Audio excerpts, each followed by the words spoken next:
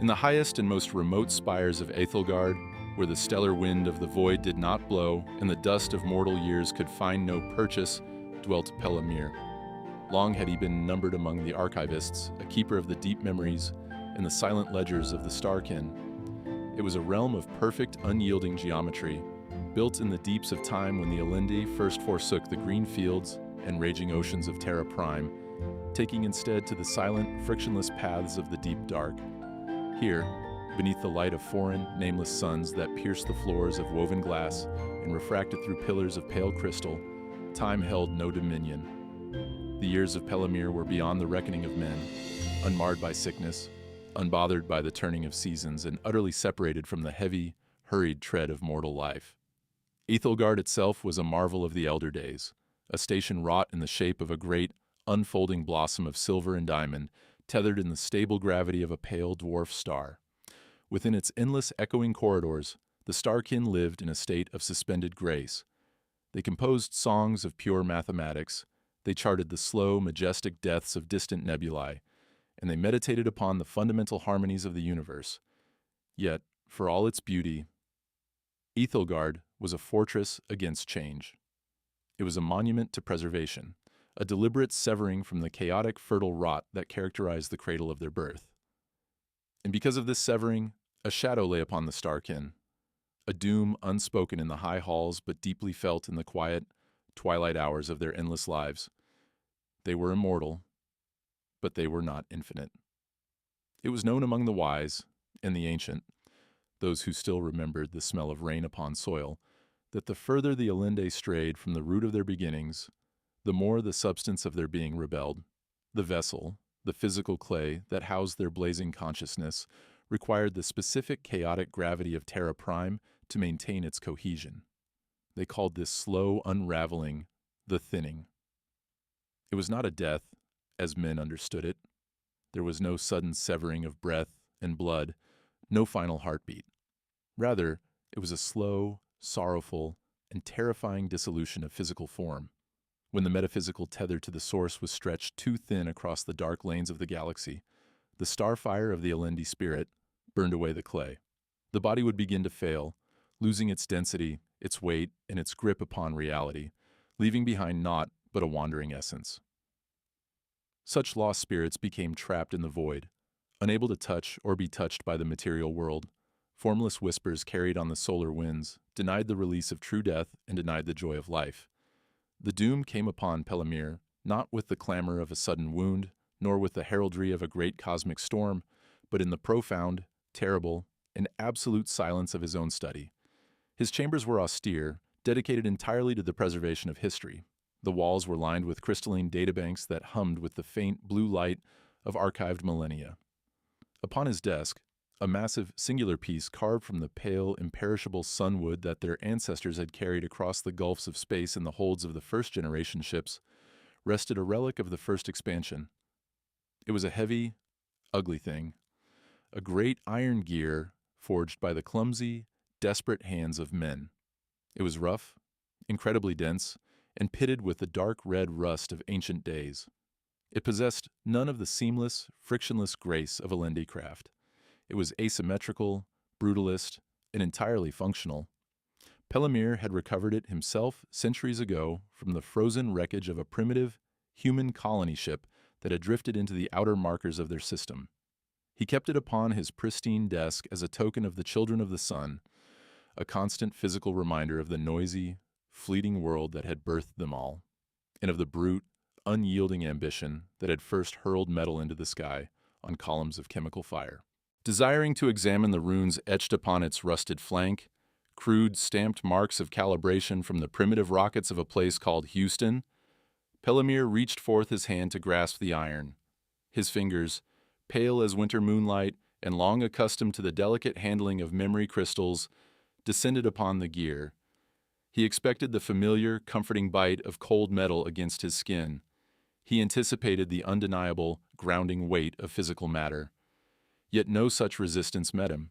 Instead, there was only a faint, prickling chill, like the whisper of frost settling upon an autumn leaf, or the static hum of a failing energy field.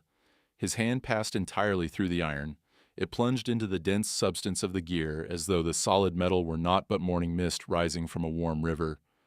Pelamir drew his breath sharply, a gasp that sounded too loud in the silent room, and pulled back his hand. He stared at the iron gear. It had not moved a fraction of an inch. The dust upon it remained undisturbed. He looked then upon his own hand. It was no longer the solid, silver-pale flesh of his kin. The edges of his fingers were translucent, flickering like the light of a dying star caught in a thick, rolling fog. Through his own palm, he beheld the intricate, swirling grain of the sunwood desk beneath. He could see the dark lines of the wood as clearly as if he were looking through a pane of frosted glass. A great dread, cold, ancient, and deeply primal, fell upon him. For all his accumulated wisdom, for all the thousands of years he had spent charting the sterile beauty of the stars, he felt the sudden, terrifying panic of a creature that realizes it is stepping off a cliff into nothingness. He closed his eyes and gathered his will, drawing upon the deep, resonant reserves of his spirit, seeking to force his starfire to bind back to the physical realm. He commanded his flesh to be solid. He demanded of his own biology that it obey the strictures of reality. Again, with a trembling arm, he reached out. This time, his fingertips met the iron, but it felt agonizingly distant, as though he touched it through a thick veil of deep water or heavy cloth. He pushed against the heavy gear, leaning his weight into it. The metal scraped slowly across the sunwood, emitting a dull, grating sound, but the effort required was monumental. It left him trembling, exhausted, and gasping for air that he suddenly felt he could not properly process. A deep and sudden ache settled in the center of his chest, the feeling of a heart struggling to beat within a chest cavity that was losing its physical mass. "It has found you, Pelamir," came a voice from the doorway, quiet as falling snow, yet carrying the weight of a falling mountain. Pelamir turned, his hands still wavering terribly between substance and shadow. There stood Voronoi, eldest of the archivists. Voronoi was clad in robes of deep, shifting twilight, fabric that seemed to absorb the ambient light of the room. His face was a mask of ageless sorrow, carved by centuries of witnessing the slow decay of his people. His eyes, deep and fathomless as the dark spaces between galaxies, fell not upon the iron relic of men, but directly upon Pelamir's flickering, ghostly hand. "I had thought," Pelamir said softly. His voice lacked its customary resonance. It sounded thin and reedy in the still air, like the vibration of a cracked tuning fork. "I had thought I was strong enough to endure the separation. I have kept the histories, Voronoi. I have sung the songs of the first departure. I have bound my mind so tightly to the legacy of our people that I believed my vessel would hold." "Songs and histories are matters of the essence, my friend," Voronoi answered, stepping slowly and deliberately into the room. He did not offer physical comfort. He did not reach out to touch Pelamir's shoulder, for among the Elende the thinning was a truth as inevitable and untouchable as the turning of the cosmic wheel. But the vessel requires the earth. The clay remembers the mud, the tether phrase. You have tarried too long in these high, perfect places, Pelamir. Your mind has expanded into the infinite, but your body has forgotten the weight of the world. Voronoi stopped before the desk, his heavy gaze resting briefly on the rusted gear before returning to Pelamir's pale face. "You must take the Starlight Road, Pelamir. You must return to the ruins of Houston, or you shall pass into the shadows and be seen no more. You will become a memory trapped in a databank, a ghost haunting these halls, unable to turn a page or hold a glass." The words hung in the still, sterile air of the study, heavier than the iron gear. The Starlight Road. It was a phrase spoken only in the quietest of whispers among the Starkin. It was the final, desperate pilgrimage demanded of those whose bodily forms could no longer sustain the blazing weight of their own eternal minds.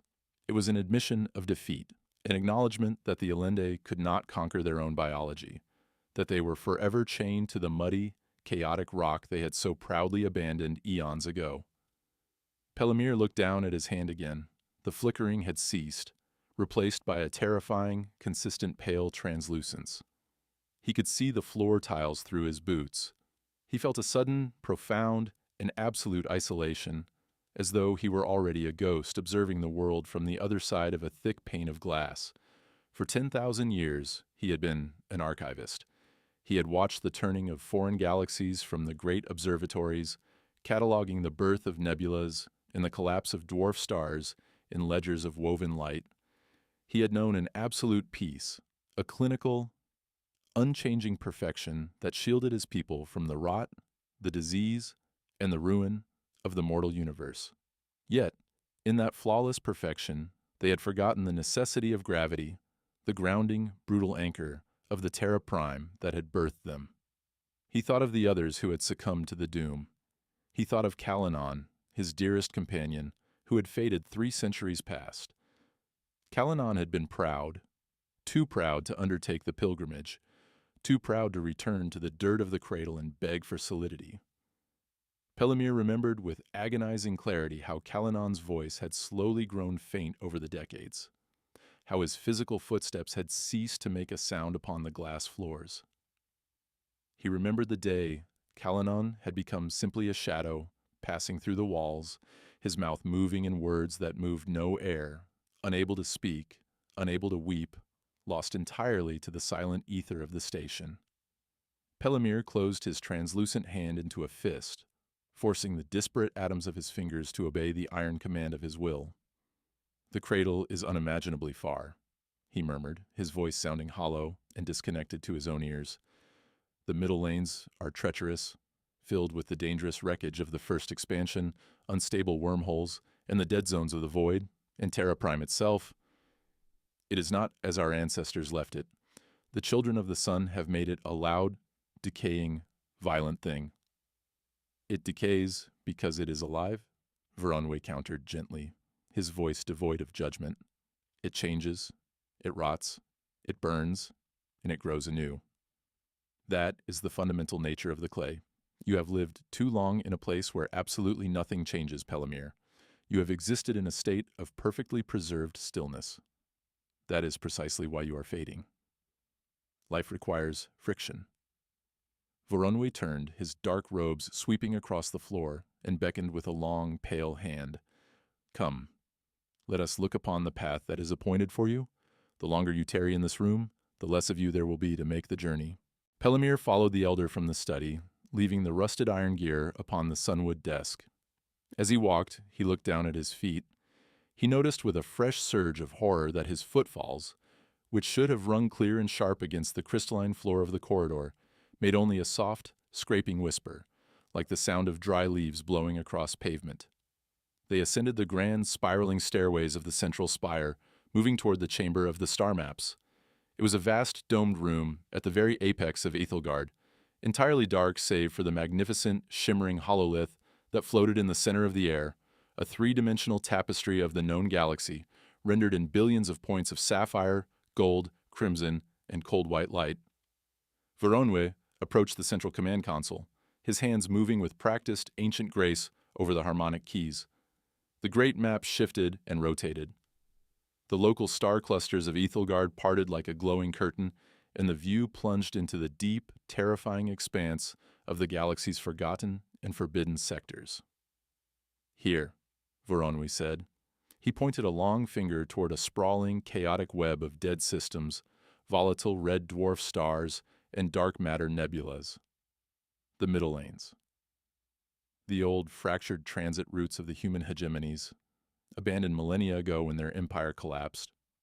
They are littered with broken, automated sentinels, unpredictable gravitational anomalies, and the profound silence of the deep dark. It is a graveyard of ambition." Pelamir watched the glowing projection, the cold light reflecting in his increasingly pale eyes. The sheer distance was staggering, a gulf of space so vast it defied comprehension. "It is a journey of many months, Voronoi, even utilizing the folding of space and the ancient slipstreams. My vessel will not hold its shape for that long. I can feel my cohesion failing by the hour. I will dissipate into nothingness before I reach the halfway point of the lanes."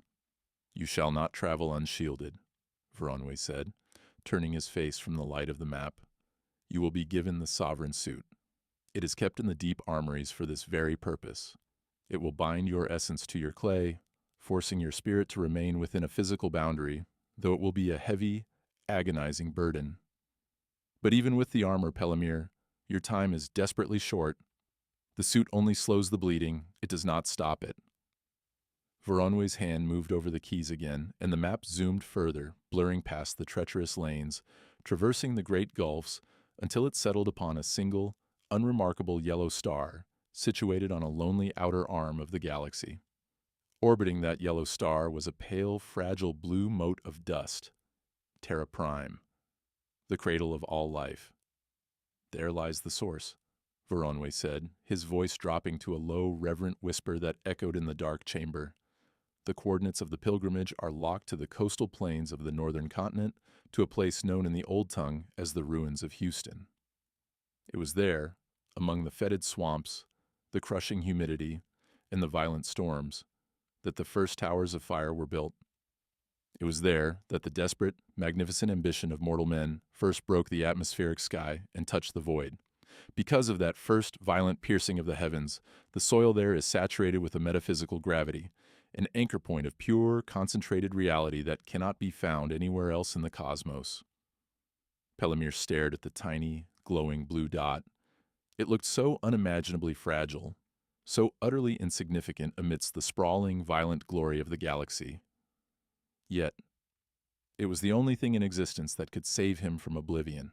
"You must reach the spires," Voronwe commanded, his tone shifting from friend to elder.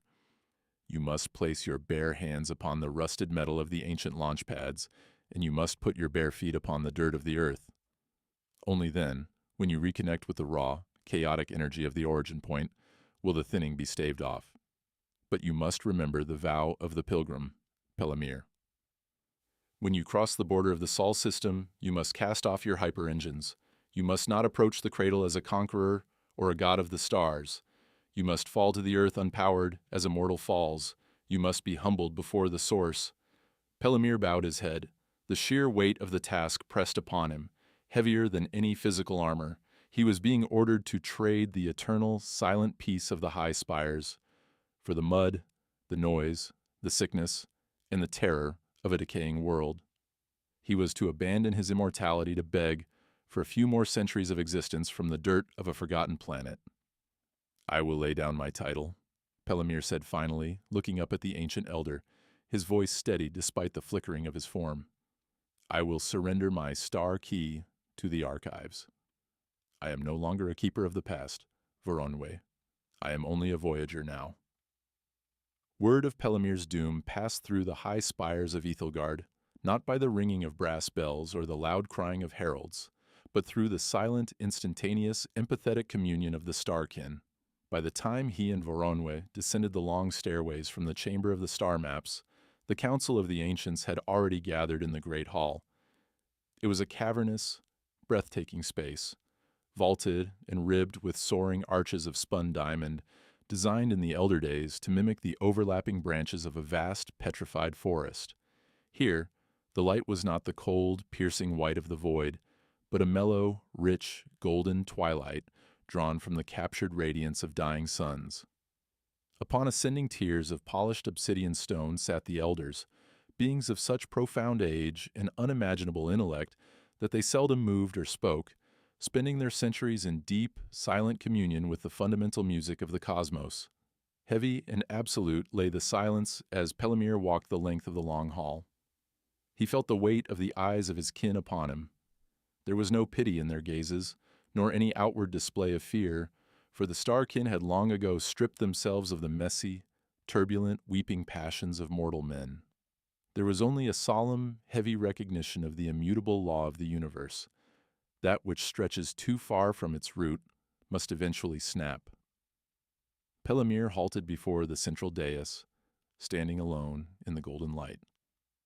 From the folds of his twilight robes, with a trembling hand, he drew forth the star key, a perfectly smooth, crystalline cylinder that held the encrypted access codes to the deepest historical vaults and memory banks of the station. It was the ultimate symbol of his high office, the burden and the honor he had borne without complaint for 10,000 years. He held it out, intending to pass it gracefully to Voronoi, who stood upon the dais. But as the elder reached down to take it, Pelamir's concentration wavered for a fraction of a second. A sudden, violent wave of the thinning washed over him, turning his wrist and fingers entirely to pale, insubstantial smoke. The heavy star key slipped cleanly through his flesh, tumbling toward the hard, unforgiving obsidian floor. Before it could strike the stone and shatter, Voronway's hand darted out, catching the crystal with a breathtaking speed that belied his ancient appearance. The hall remained utterly silent. Not a single elder gasped or shifted in their seat. "The vessel fails," Pelamir said, his voice echoing thin and reedy beneath the high diamond arches, stripping away all pretense of his dignity. "I can no longer hold the histories of our people. The weight of the past falls through my grasp like water. Therefore, before this council, I lay down my title.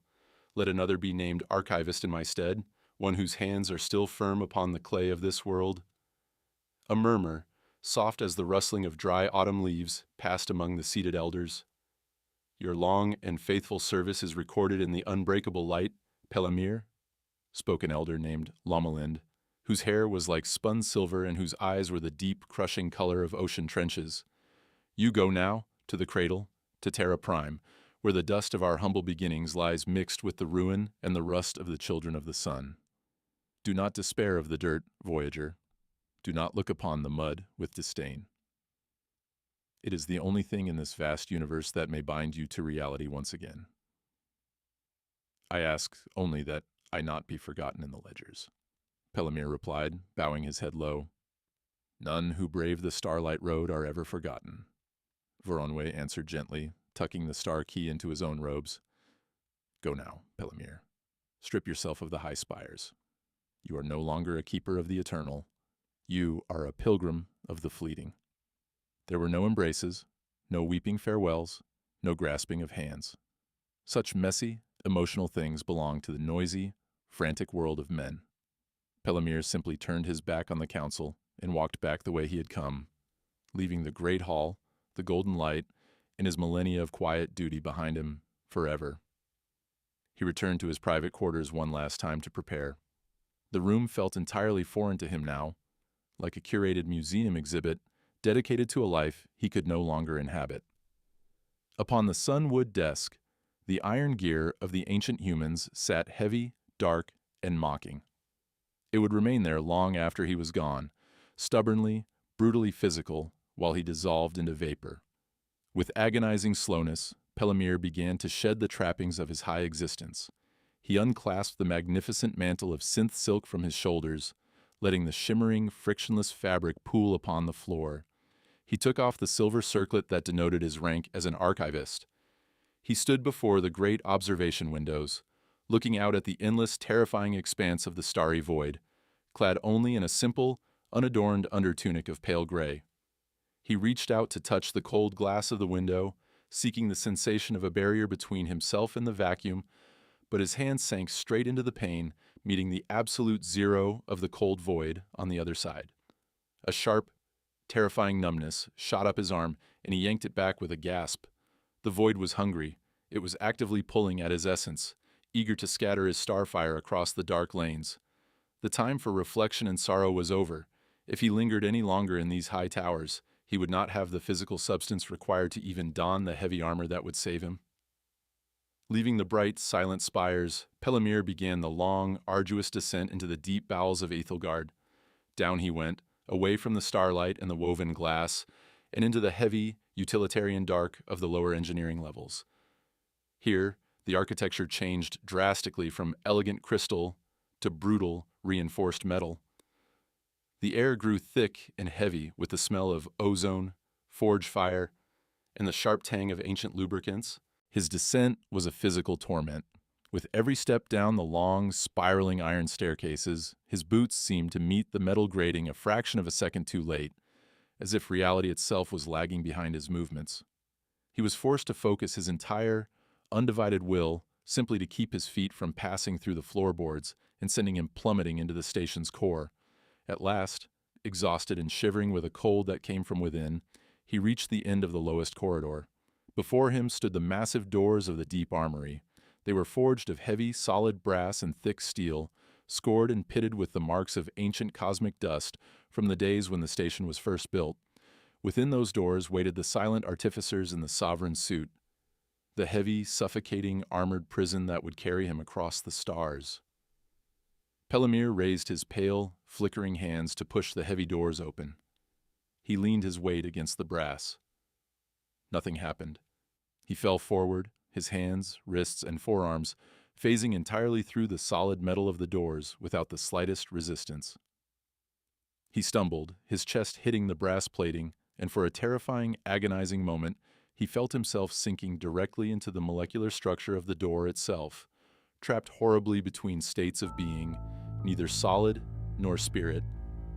Panic, cold, sharp, and distinctly human, flared in his chest. He closed his eyes and screamed inwardly, gathering the very last remnants of his starfire. He visualized the dense dirt of Terra Prime. He pictured the thick, suffocating mud, the rusted iron gear on his desk, the brutal, undeniable, heavy reality of the cradle. He demanded gravity. With a ragged, tearing gasp, his body solidified just enough. His palms suddenly found purchase on the cold brass. His boots gripped the grated floor. Gritting his teeth against the agonizing strain that threatened to tear his mind apart, Pelamir the Fading pushed with all his remaining might. The heavy hinges groaned, a loud, grinding sound echoing in the dark, and the brass doors of the armory yielded to the Pilgrims.